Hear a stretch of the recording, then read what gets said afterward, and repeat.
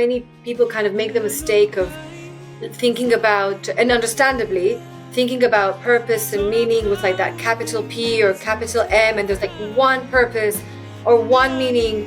And if I'm not on my track, that's it. And if I missed an opportunity, and I have a completely different perspective. Hello there, I'm Tanya Khazanov, and you are listening to Human and Holy. Today's episode is a conversation with Michal Oshman, who is the best-selling author of this book I have right here, What Would You Do If You Weren't Afraid? Discover a life filled with purpose and joy through the secrets of Jewish wisdom. Michal is the former head of company culture at TikTok and international leadership development executive at Facebook. Michal has trained and coached hundreds of tech leaders at TikTok, Facebook, and eBay, and helps organizations build healthy workplaces. She is a TEDx speaker and believes in replacing fear with purpose, which is the title of her TEDx talk. Michal holds 3 university degrees and lives with her husband and 4 children in London, UK. Today, Michal and I discuss fear, how often it runs our lives, and how a deep knowing of the fact that we have a soul, a piece of the divine inside of us, and what it truly means to be connected to something beyond ourselves in that way can shift us from that state of fear into purpose. We talk about imperfect parenting, finding our purpose and voice in life, the Jewish concepts of having a soul, of Bitul, of humility, of space for God and something beyond ourselves, and how these teachings can shift the way that we live and move us out of a constant state of fear into a focused purpose about our lives.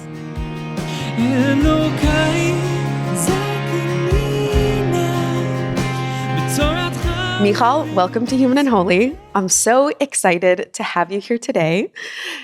Can you get started by introducing yourself? Tell us a little bit about who you are. So it's very special to be with you here today. We met a few years ago. We had a very unique session in front of nearly 2,000 people. Remember, like we started big, right? Yeah, we were just like, let's go public with this relationship. But it was an incredible, inspiring event in New York, and a really amazing audience. So obviously, we know each other and we trust each other. And I'm looking forward to having a candid conversation with you today. I'm very excited to dial in from London. My name is Michal. I think a way to introduce myself, I'll start with being a mother of 4. I just mentioned to you when we spoke before that my next birthday is 50. So this is starting to define me as well. It's my new thing. I worked hard to get here. And I think from a resume, CV perspective, I wrote a book that became a bestseller called What Would You Do If You Weren't Afraid?, which is a hint that I'm curious about anxiety and fear and where they come from potentially and how to overcome them. My most recent role was global head of company culture at TikTok, advising TikTok's global CEO on all things leadership and culture. Before that, I spent 7 years at Facebook. I've always worked in the space of people in the context of the workplace.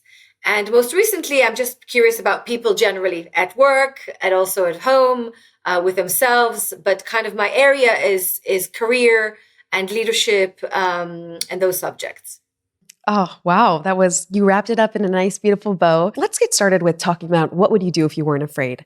Tell us about that experience of fear. So many of us are driven by fear, and instead of being open to the possibility, we often are led and guided by that fear of like, I am afraid, and that fear drives my life. Talk to us about what that fear is, why so many of us live from that space of fear, and how to begin to move out of it.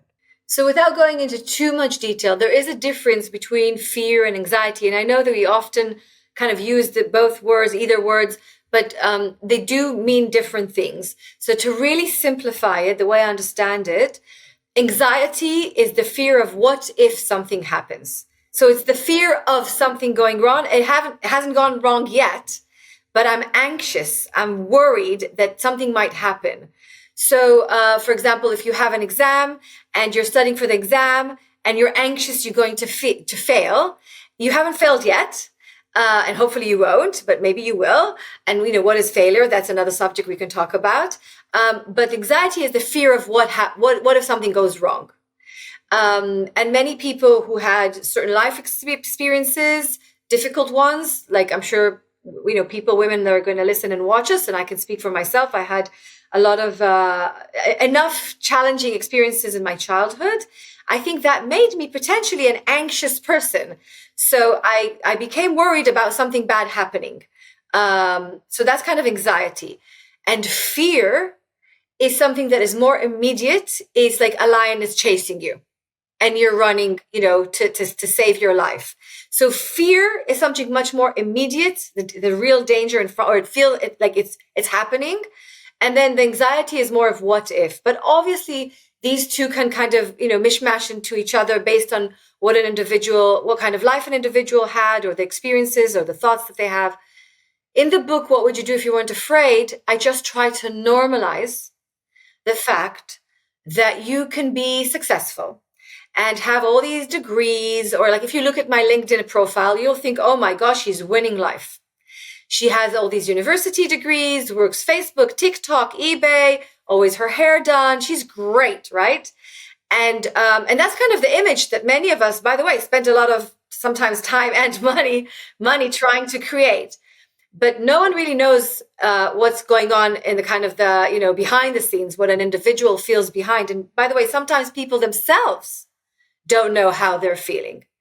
And in this book, through telling my personal story, having all these credentials on paper, being very successful. And by the way, not just on paper, really I have an allergy to the word successful, but like as if kind of achieving big things in life, but inside feeling like, I don't know if I can survive this day.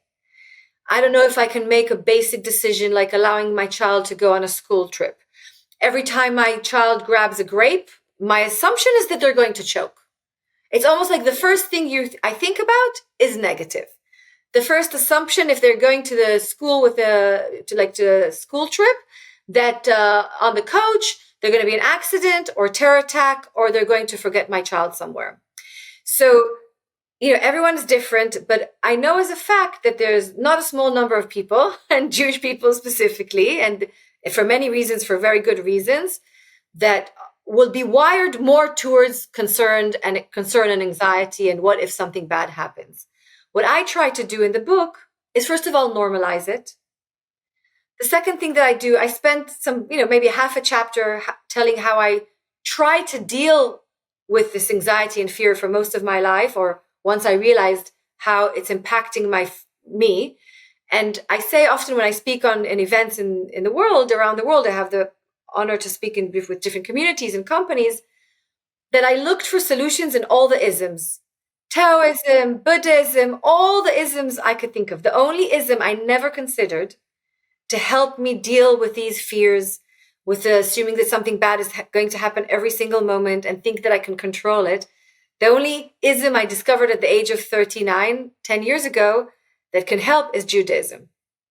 So I studied psychology and I did psychoanalysis and all of that. And I studied all the other wisdoms. And then later in life, I arrived to Judaism to discover that in Chassidut, in spiritual Judaism, in Chassidut, in Jewish wisdom, there's so many ways to deal with this challenge that so many of us are dealing with.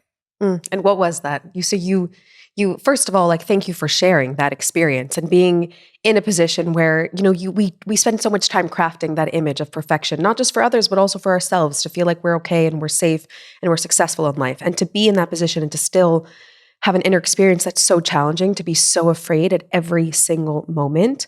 What allowed you to begin to move out of it? What did you discover in Judaism that helped you navigate this daily fear of life? So first of all, obviously, I am Jewish, but I was raised with very much respect for Judaism. I was raised in Israel until the age of about 30, but I thought that Judaism was like black and white, like what you can wear, what you can't wear, what you can eat, what you can't eat. I had no idea that there was something in Judaism for me, assuming that I didn't keep anything, or, I ate whatever I wanted to eat and I went wherever I wanted and I wore whatever I wanted. So for me, Judaism was like identity, but without carrying much meaning or any kind of guiding principles for life. We're not going into detail on this now. And if anyone wants to know more, they can read the book. But I do start the book telling about things that I have experienced in my life that were very difficult and very painful, and things that I have seen and sites that I've, difficult experiences that I had. And in my head, because I've been through different things, and by the way, I don't write about all of them in the book because I want to keep, my the book is very personal. I thought that I was kind of I have no hope. And when I mean no hope, that I'll never feel good within myself. So yes, I got married, thank God, and had children, but I felt very empty. I felt very ashamed of myself where when I had so much to celebrate and so much to be happy for, seriously, for real, but inside none of that joy was felt. The second thing that was regarding Judaism, I thought that being Jewish meant to live a sad life. I assumed that being Jewish means that you have to be sad. And that you have to be, maybe sad is simplifying it, but you're definitely not supposed to be living in joy. Interesting. And yes, and I think that has to do with how I was raised at home and sort of messages that I got from my grandparents and parents, and life felt very, very heavy and scary. And I think one of the things I felt for many years is that, okay, I did 15 years of psychotherapy. I tried to help myself, blamed my parents, spent a lot of money, complaining about my parents and whatever, and then confronting them and then speaking disrespectfully. And, I remember my therapist said, oh, you have unfinished business with your parents. You have to confront them. And I confronted them and I felt terrible after, but it really didn't help. And this emptiness that I felt inside was actually something quite meaningful. I couldn't put words to it. And I think one of the first discoveries that I made just before becoming 40 was that I have a soul, that I have a godly soul, a pure godly soul. Part of Hashem is like I'm carrying holiness inside of me, like every single person that's going to listen to us and watch us. And that gave me this sense of many things. It gave me a different way of looking at myself. I know that there are people that are born in certain families or certain circumstances, and they kind of think, oh, I'm here by mistake, or, this wasn't the right family for me, or hard feelings sometimes. I think when you learn that you have a soul and your soul, chose this, you were born exactly to where you were supposed to be born, and you're going on the journey that you're supposed to be going. And one of my favorite sayings in Chassidut, in Jewish wisdom, and I think I told you this before, is understanding that the day you were born was the day that the world was needing you, was missing you, exactly you. And for anyone that's kind of be feeling like they've been floating around life, and you can be 20 and you can be 60 and you can be 100, and kind of not knowing if I'm even needed here, the first thing I learned that I'm truly needed in this world. Maybe I have yet to define exactly my talents, and maybe I've yet to define how I'm going to bring myself and what brings me meaning and what brings others. But this acknowledgement that there's no other soul like mine or yours or anyone else, and this soul is here to do something very special and specific. But it doesn't mean that it's going to be like an easy journey. So I'm really simplifying it, but it was kind of a buildup of, first of all, that I have a role to play. And I think when I became very anxious at some point in my life, like other people going through these experiences, you can become a little bit self-obsessed. That it's all about me for me, like, have I accomplished or am I good enough? All those things, these questions about, am I good enough? Am I smart enough, pretty enough, successful enough? My car is enough, my house is enough, my clothes enough. That can create real self-obsession, and it can create huge amounts of anxiety. One of the illnesses that we suffer these days is comparison. And I think many other people, I went into this kind of this vicious cycle of working really hard, trying to grow, career, family, myself. I didn't have foundations. I didn't have strong roots. And I got to a point when it could go either way. And I really discovered that I'm really happy that I discovered Chassidut and Jewish wisdom and took principles that are very practical from those topics to be able to help me facilitate life. Something that you said was, I felt like I had no chance, because my childhood had been so challenging, because I'd seen things that were so traumatic, I had no chance of ever living with inner peace or a sense of inner safety or not experiencing daily fear. And even just the awareness of having a soul that's an untouchable part of myself and identity was this opening into, maybe I do have a chance at peace, at living with courage, at not being constantly haunted by my past. I wanted to share with you something. I studied psychology and psychotherapy in a very prestigious school in London, where Sigmund Freud did his work. It's really a very top school for these subjects. And I remember being pregnant with my first child, and sitting there studying. This was nearly 20 years ago. And they started talking about children, babies, and what they taught us there in this kind of school of psychology, psychotherapy. What they taught us there was that the baby is born neutral, completely neutral, and whatever the mother, father, carer, whoever, like whatever that that figure of care, however they're going to be, that's going to define however this baby becomes as a person. And I vividly, it's interesting, Tanya, because I didn't think about this for such a long time. And then the baby is a tabula rasa, a white canvas. So they're born clear, nothing. And anything and everything that happens to them is depending, and as the mother carrying the baby, is depending on me. Talk about anxiety. I freaked out. Understandably. Right? My little baby, she's not even born yet. I knew I was expecting a baby girl. She's not even born yet. And already she's all of her life is depending on how I'm going to show up as a mother. And that's the only way I knew about to look at this. And therefore I became a very, very anxious mother, because everything I thought, if I'm not going to get right, I'm going to scar her for life.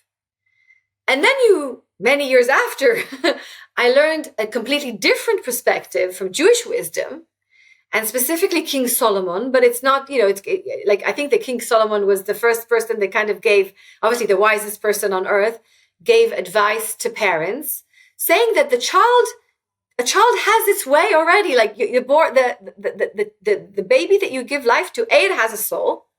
Yeah, and you can go into when the soul enters the body, and I'm not an expert in that, but the baby is there, the physical baby is there, and they're holding a soul, and that soul is here to come to go on a journey, and that's not depending on me as a mother. I receive as a gift, as an opportunity, a baby with a certain journey that they have to go on. And my role as a parent is to help them go through their journey. That's why when people say, like when they see my kids, they say, how can they be so different to each other? Years ago, I thought about, well, how children be different but they're same parents? But obviously they're different souls. So one thing the Jewish wisdom teaches us is that every child is different because they're carrying a different soul. They could look exactly the same. They could even be twins, but they have different souls. And the second thing is that the baby does arrive with a story. It's not tabula rasa. It does not start from scratch. And the role as a parent is not to obsess about how I'm going to shape this baby, how I'm going to give them values and guide them in life, but mainly try to understand what's the soul that I've been gifted, by Hashem, and how can I take it. And sometimes it's a hard journey. We know that as parents. So that's just kind of a really simple way, looking at the same topic, which is being a first-time parent or just a parent, and how, just getting access to information or education in a kind of more general way wasn't fulfilling enough for me. And it was until I learned about Jewish wisdom that suddenly things started making more sense. I love that you brought that example of raising a child, and how when you look at a child as a blank canvas, the pressure and fear and intensity of parenthood can become insurmountable and crushing because the entire responsibility is in my hands. But when the child has their own soul story and their own path, and they do come, many souls come, not for their first time down to this earth, and they have a particular mission to accomplish. And then my job is instead to just guide that soul to its unique mission versus to write the story for the soul, like that blank canvas that you describe. It's a huge shift. How would you say that could aid? I think the kernel here is also just about the idea that God is my partner. So God has created a story for this child, and I am a partner with God in bringing this into the world. And same thing is with our own lives and our own experiences of God being our partner. How does an awareness of God, of a creator, of a source of all things, guide you through the experience of daily fear and finding that unbreakable soul that you have inside of you? So I know I want to make sure that kind of I answer an answer that will be relevant for any of the women, people that are listening, watching us. And, in many ways, I'm 11 years old because I discovered that I have a soul like 11 years ago. So I again, kind of, we just said I'm nearly 50, but I also made a life-changing discovery 11 years ago. And in the last 11 years, and please God, for many, many years ahead, I'm trying to learn. So like many women that are with us now, we wear different hats, right? So like even today, I wore this kind of women in tech hat. I went to tech companies and I had a talk, and then I went to an insurance company. It was all corporate-y with my, high heels. I mean, not, but I choose to wear high heels. And like, there's a lot about the persona and how you bring yourself. And sometimes I have to be like this negotiator in the sense of not negotiating deals, but just trying to, doing collaborations on social media and, and trying to navigate. And some of the things I don't have much knowledge about. So I have to, educate myself, but I have to look like I'm confident. But sometimes I have to look like I'm vulnerable, which I am vulnerable. And then I have a child dialing in and, calling in, and we go in just one day, and obviously we feel tired just saying this, but sometimes we don't acknowledge the fact that we navigate so many moments in one day that require us to tap into different parts of who we are. Yeah. And really it can be overwhelming. I often say we live in a too muchness world. There was just too much going on, too many expectations internally, externally. Like my mom told me the other day, Michal, if you do nothing at all in life anymore, you did it you've achieved a whole life of, doing, right? Because we compress, even if we keep Shabbat, we compress so much kind of, during the week. So why does it help knowing that Hashem is present? Which again, is not something that was part of most of my life, because I really thought I was fully in the driver's seat for most of the time. And I fully believe that it's all on me. And you feel quite lonely. And you feel like, I always feel responsible, but it's a panicky responsibility. I think when you know that, when you learn that Hashem is present in your life, it has all sorts of implications. Like one, you realize that you're not really in charge. I mean, you can do and you can try and you can everything, but eventually, what needs to happen will happen. And, it doesn't mean that I'm going to try less, but it maybe can take some of the anxiety off. So that's one thing for me. It kind of meant, and another thing that kind of on the opposite side, I remember kind of learning about Chassidut, and I became more connected to Judaism and really also changing the way I live my life through Chassidut, through Chabad. Which I kind of very much identify as. I remember saying to my friend, on Shabbat, I learned that you're not supposed to be angry. I don't think you should actually, and by the way, I'm not an educator, Tanya, right? I'm like an 11-year-old that's learning a bit of Chassidut, I love right? Okay. So I learned that you're not supposed to be angry in Shabbat, which for me was, and not supposed to be probably being angry at all because of Avodah Zarah.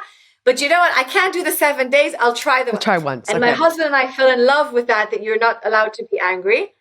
And we challenged ourselves with it. So, and I failed repeatedly. As one does. And, not to be angry, not to raise your voice, not to say something negative around, like not to, sometimes we threat our kids with little things. If you don't do this, you do that. Like, it's work not to do it. And there was this one Shabbat, and I said to my friend, I said, Batsheva, if this specific Shabbat, if someone would record me of how I behaved or how I answered and the way some of the words that I used with my children, I really wouldn't want to see that video. I really wouldn't be proud. And she said, but someone is watching. Someone is recording all the time.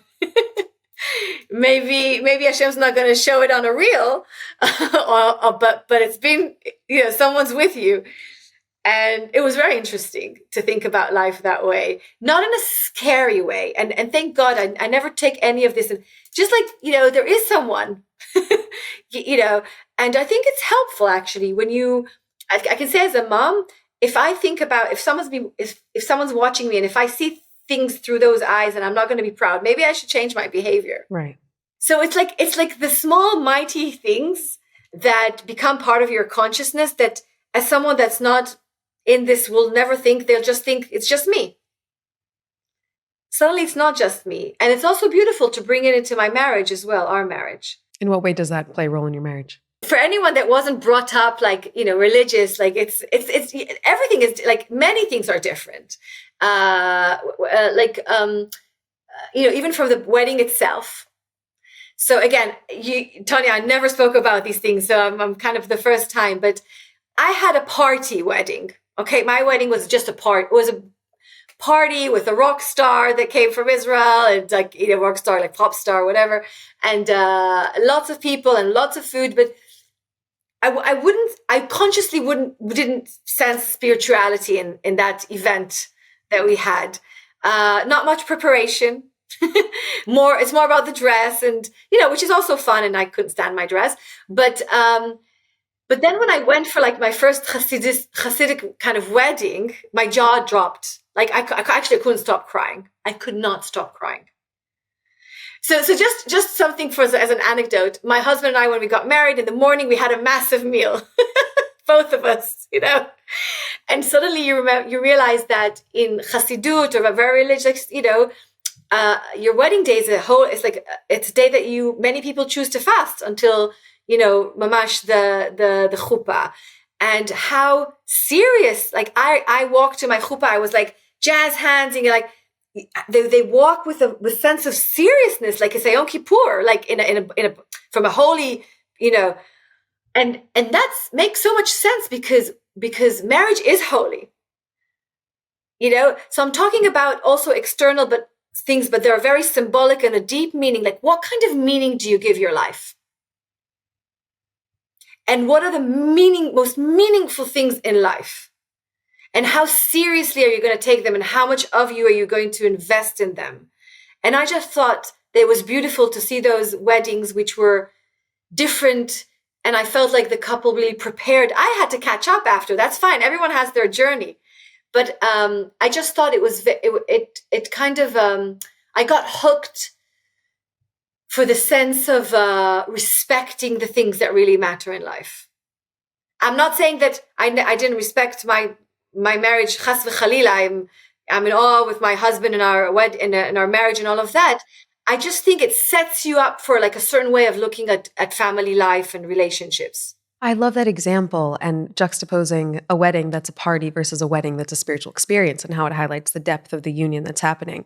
And I'm sure also that over the years you have felt more into like the deeper parts of a relationship that evolved beyond the wedding, and the wedding that you experienced maybe wasn't symbolic of what was to come, like the depth and the holiness that you would create with your husband. So I love how it's like it's beginning it with that intention versus just cultivating it and developing it over the years. You're operating in spaces, I mean, you mentioned all the hats that you wore today and being in those spaces which require so much agility and confidence and the ability to present in different ways in different rooms and to like be light on your feet. When you're operating from a place of fear, how did you show up with confidence, and how has this awareness that you're describing shifted the way you show up in your professional sphere with like walking with God in a different way, where maybe less of a mask and more of an embodiment? Or I'm curious to hear like how it has shifted your ability to show up in these like cutthroat spaces, especially in the social media spaces, which are constantly shifting and require you to always be learning and developing yourself. So, like many other people, you can be having like uncomfortable thoughts, sometimes scary thoughts. You can be really struggling with anxiety or depression or despair, but be very, very highly functional. And I just want to say, don't assume that if someone's very highly functional and has a full agenda and is really busy and makes lots of posts, don't assume that they're always feeling comfortable within themselves. It's like there's no correlation there. Sometimes it could be just the opposite. The least comfortable you feel within yourself, the more the urge you have to do more, to achieve more. I know that a lot of the things that I achieved were achieved out of like fear or worrying that, everything's going to end in a minute. I have to like quickly, get the most out of every. Listen, and by the way, fear is not only negative. Fear helps us to stay safe. I always say to my children, if you feel something strange, if you feel something's funny, if there's a sense of like potential danger, that there's potential danger.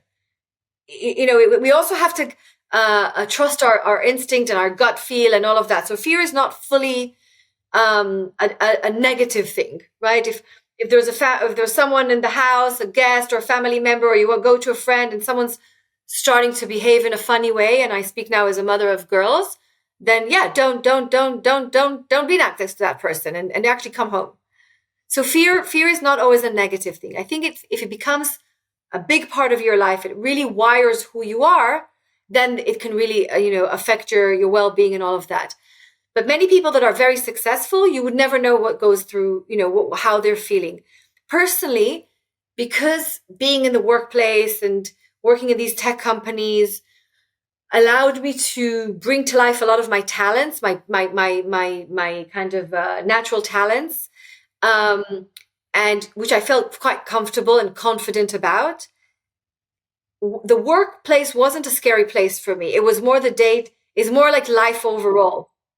It was more, so like if I had a manager that challenged me, or maybe here or there a manager that maybe behaved in a certain way that I wasn't I had full confidence to deal with it. And we all have our different life stories. I was raised by my mother, but also my grandmother, and both of them were working moms and worked really, really hard and dealt a lot with money. And my grandmother, Alea Shalom, she had a shop. She was selling groceries. So I saw the till from a very, I'm not scared to kind of, to be strong. Yeah. Interesting.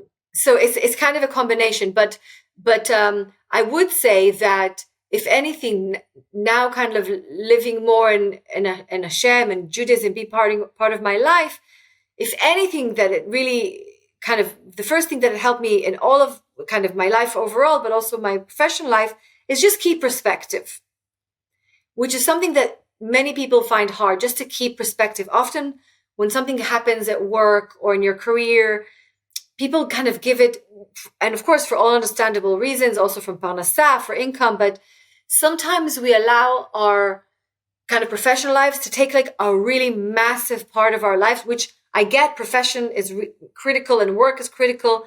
But sometimes when you have a bit of perspective, suddenly you become less anxious. I think it's so interesting to hear you speak about how the fear did not show up for you in a public space. The fear was about the daily life, and that sometimes we could be functioning so well in the world, but living with a daily experience of fear and panic. In one of the examples that you referenced at the beginning was making a decision for your child to go on a school trip. Like, that was paralyzing. But making these decisions for the company was something you could do with ease and confidence. What do you think it is about life itself and our families and like the more personal parts of our life that bring out this sense of helplessness and fear in a way that the public arena doesn't always?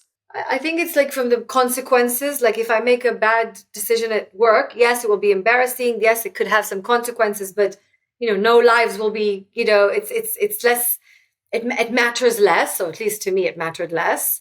And I think at work also, you're often one of, maybe not in all the companies that I worked for, there were thousands and thousands of employees. So yeah, you can think that you're, the most important person, but you're definitely not. And so I think you share responsibility, with other people, and it's not on you. When you're a mother, when you're a spouse, there's one of you.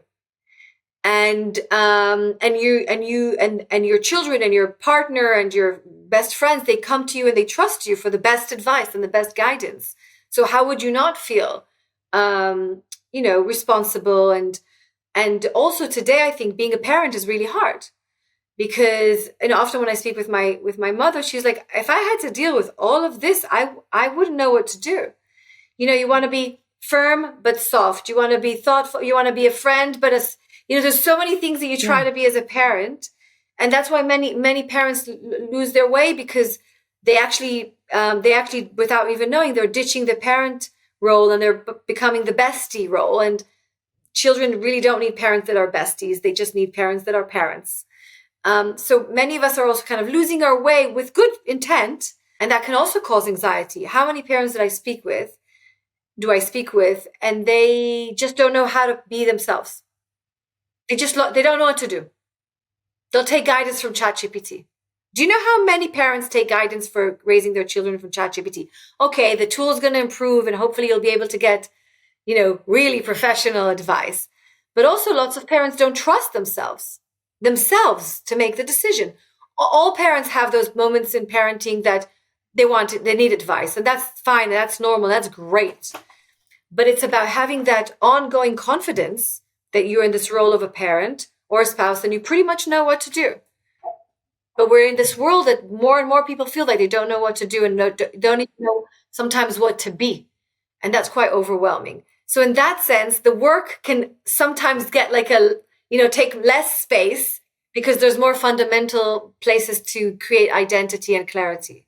I actually love hearing you say that the stakes are higher in our personal lives, because that's true, but sometimes it doesn't feel that way. It's like, oh, if I will cause the company to lose thousands of dollars, and that means the stakes are higher than if I have a negative impact on my family. But really seeing the stakes being higher in your personal life and your impact on your children is a beautiful way to really hold strong priorities and to showcase why you might have stronger emotions around those areas. But one of the things that you're mentioning and speaking about is people, many of us, not having direction, not having purpose, not knowing who to be and who to become. And at the beginning, you spoke about how the day that a person is born is the day that God decided the world couldn't exist without you. Each have a unique purpose and a mission in this world. If someone is in that space of feeling lost and not feeling a sense of purpose and clarity in their mission, how could they begin to find what their voice is, who to be, or just how to be themselves and how to really inhabit the role that God has inherently given them? So there's a couple of things I want to say. First of all, I think that many people kind of make the mistake of thinking about, and understandably, thinking about purpose and meaning with like that capital P or capital M, and there's like one purpose or one meaning. And if I'm not on my track, that's it. And if I missed an opportunity, and I have a completely different perspective.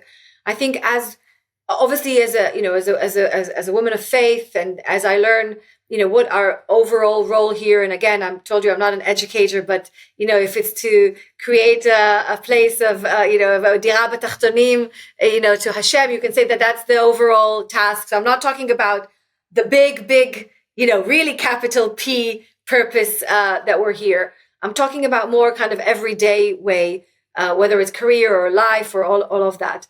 So I think those things go through phases, because your purpose or what's meaningful to you, or the meaning that you can bring to the world, that can change as life, and that will change as life evolves.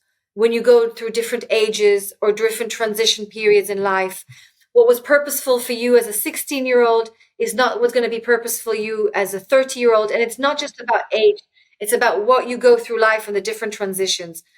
I remember I mentioned being, first-time mom about 20 years ago.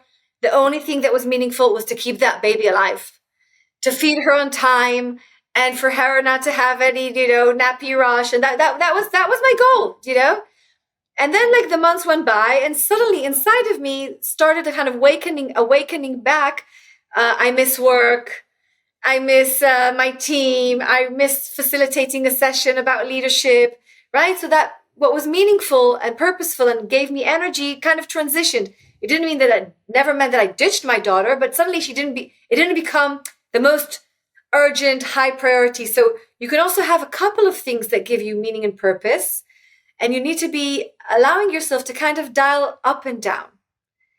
Now, everyone talks about work-life balance. I don't like that term because I don't know if we can feel like fully balanced in life today, the way we live life.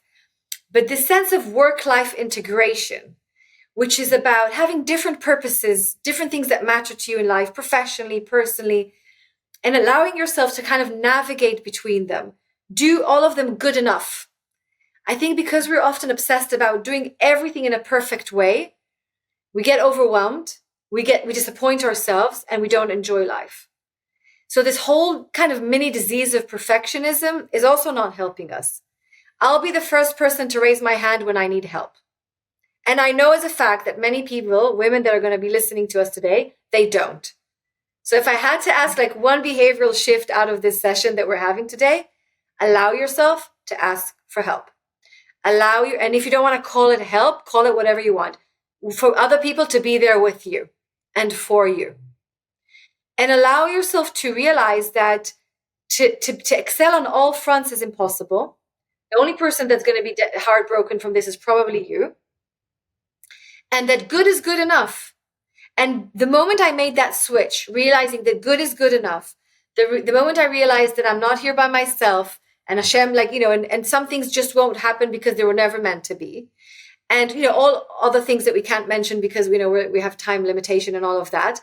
You suddenly, you can breathe a bit, you feel a bit better. Can I say that? We just want to feel a bit better about ourselves too. It's something that we should aspire to feel good in life. So all of those things together and taking the pressure off the one goal in life, one purpose, one chance to succeed. No. It's all a journey. And it does matter to learn and to carve like where you're heading. I think when people just don't know where they're going, maybe it's worth a minute to consider where you're going. That's worth a reflection in time. I love how you reframe that. Like, take the pressure down on this one big purpose or this one big mission or role, and just is really like just live what God is calling you to in the daily life and where you're being led in that way. When you say take a minute to, if you have no direction, what does it look like to take a minute to find some direction?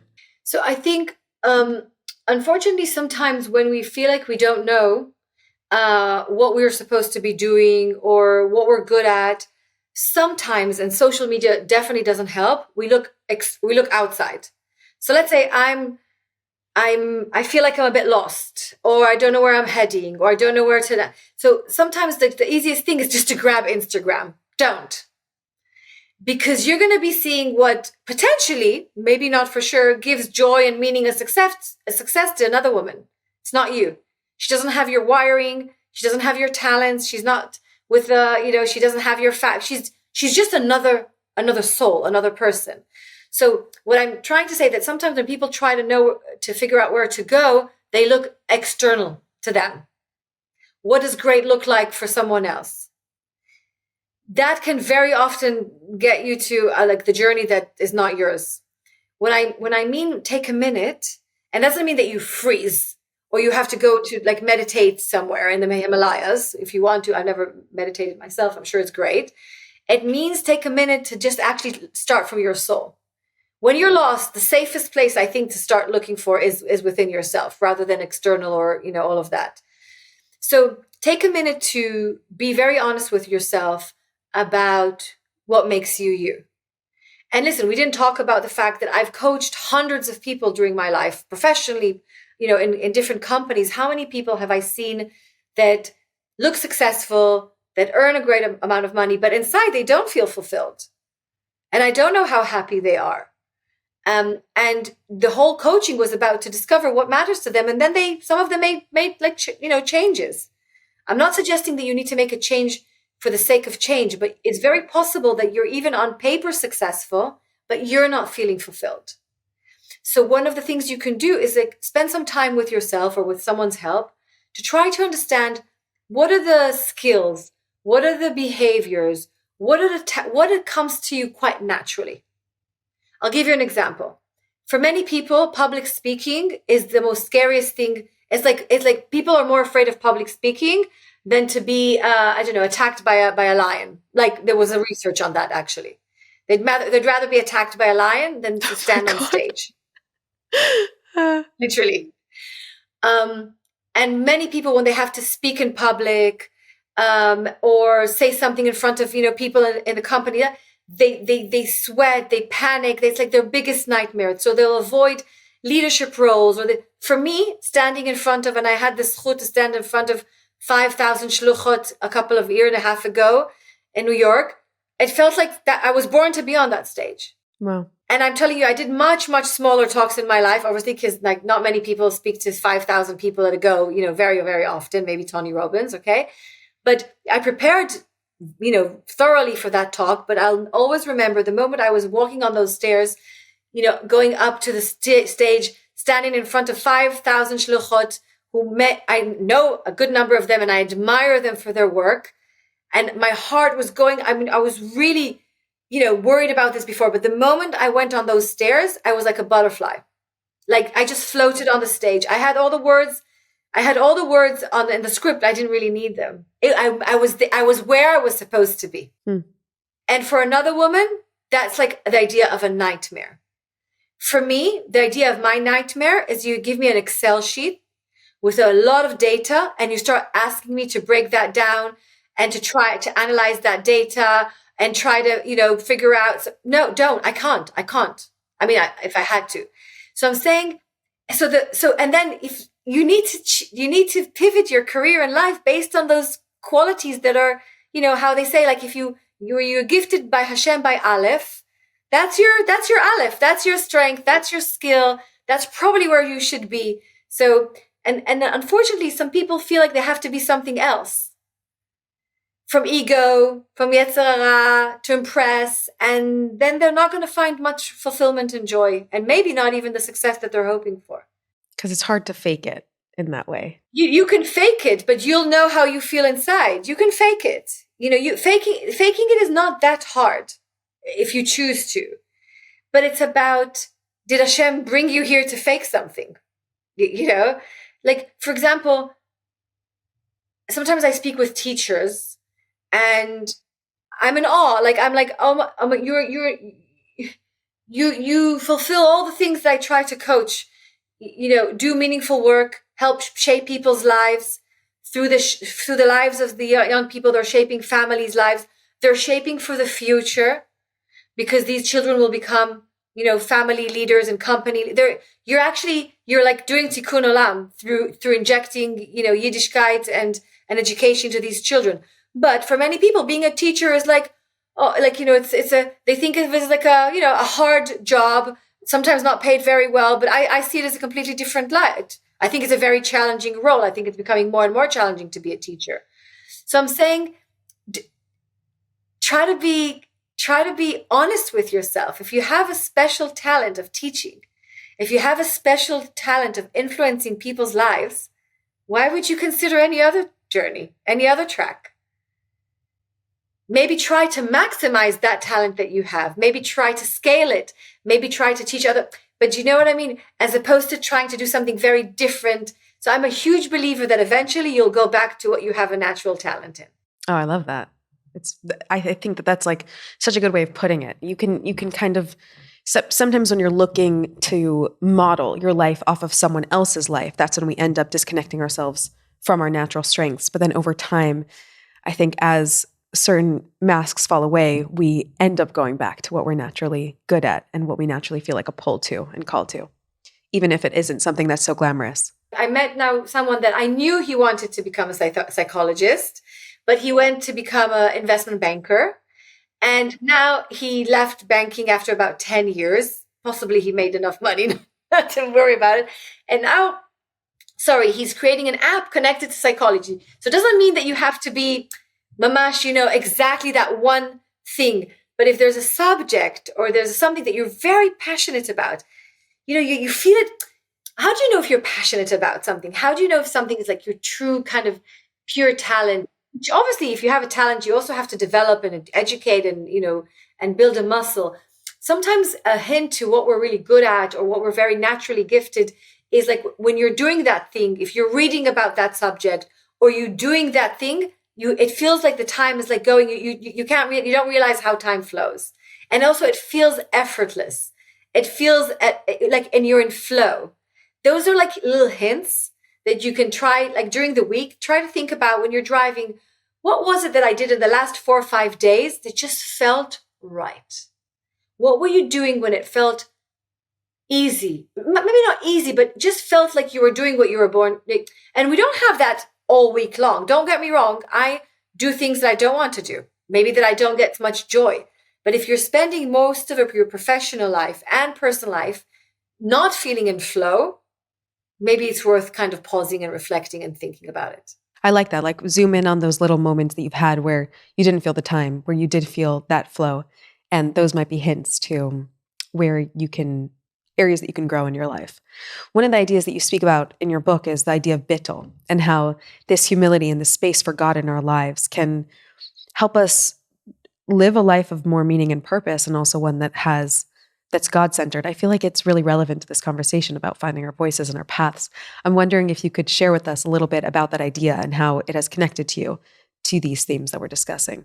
So I think I learned about Bitul and I immediately fell in love with it. Even though it's complicated, it's not easy to understand Bitul. It's very complex, and I am gifted with Hebrew being my first language. I'm always so grateful for that, because reading in Hebrew and reading the Torah in Hebrew, it obviously makes my life, I think, easier in trying to understand text. And I remember when I started learning about Bitul, and as I mentioned before, it was at a time when I was, I think, too obsessed about myself, even too obsessed about my issues, if I'm honest. And I don't like the word issues, but you know what I mean? Like, what's where I'm struggling with? It became like, it took a massive part of my life, and I don't think it was helpful at one stage.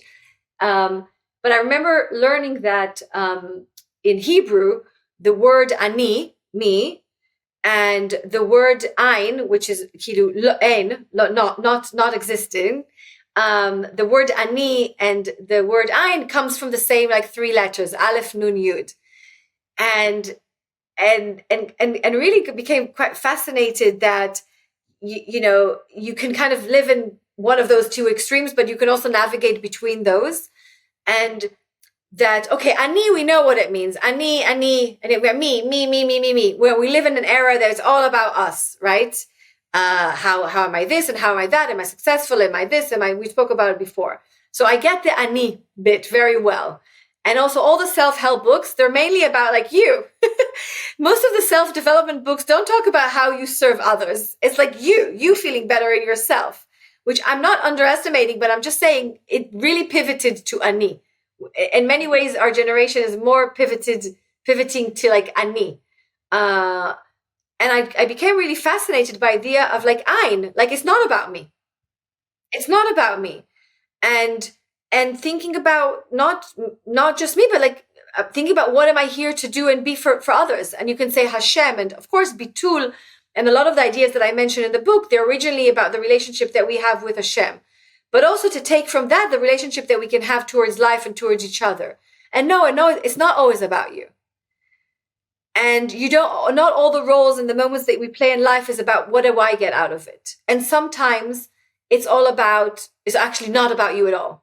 So it doesn't mean that you're not important, because sometimes I say that and people, like, jump. What do you say? I'm not important? No, you are important. That's why you're here.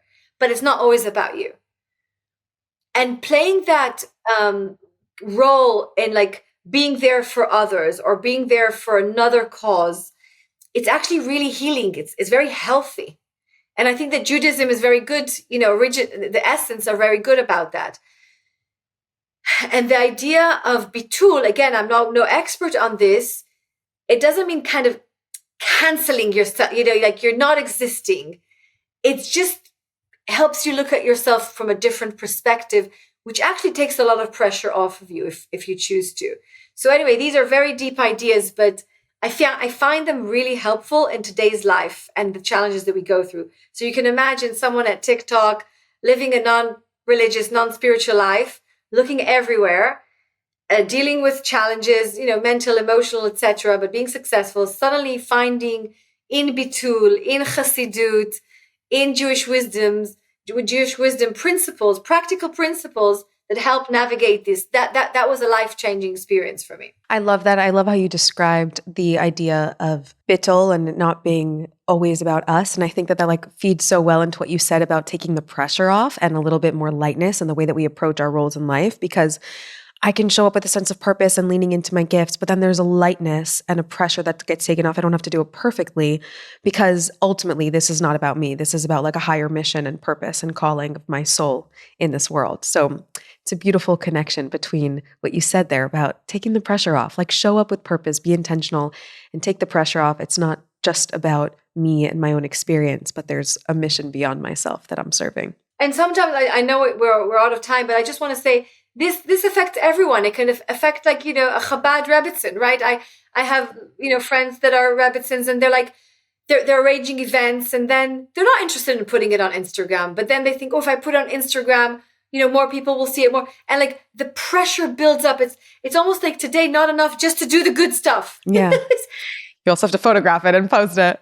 If you don't post it, and then there's other women that will put, and like, every person is affected by, everyone that lives in the world, unless you really live in like your very specific bubble, which I wouldn't be able to talk about because it's not a life I understand.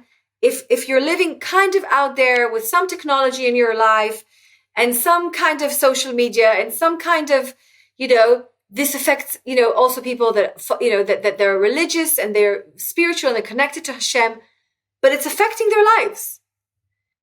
Right. And I was saying to my friend, like, okay, you're holding this amazing event. What happens if you don't put it on Instagram? And what are your reservations? And I think to have a friend, and that's the kind of one of the things I really want to say. I'm a huge believer in friendships. Not a million friends, at least not for me. But of course, called Am Yisrael Chaverim. But I'm talking more about this friend that, you can really, really be raw and vulnerable with and say, I know that if I'll do this, I'll get more followers or I'll get more people in or I'll get a bigger donation, but it doesn't feel me. What should I do? Or I'm feeling this pressure or I'm feeling like, just someone that you can really be yourself. And for me, a kind friend is not a friend that always tells you you're awesome. To me, a kind friend is a friend that's just being really honest and it's on my team. But doesn't always have to be kind of, telling me that I'm right, because I don't need her for that. Not a mirror validation. Yeah. Yeah. Oh, I love that. I love that way to close, as that being the pathway to like being able to find that voice in that way, to have someone that we can reflect what we're going through and be honest with us there. Give us a one-liner to anyone who is listening about facing our fears and stepping into whatever God is asking of us imperfectly, but just showing up for our lives in this way. I think that specifically also in the last kind of couple of years, I think more and more about the saying in Hebrew, yesh chaim, yesh tikva. There's life, there's hope. And I've been thinking a lot about life and a lot about hope. Since the 7th of October, I appreciate every cup of coffee. Really, I'm not just saying this. I really, and I don't drink one coffee a day. It's more than one. So I think your life, everything is possible. Your career, your personal life, that child that you're worried about, like everything can happen. All the hope is still there. Sometimes less pressure will bring better results. Sometimes more patience will allow you to get to where you need. So my end message, you're here, you're needed. It may take some time and just stick to your values, stick to who you are, try to always improve and know that great things are ahead. Bezrat Hashem. Beautiful.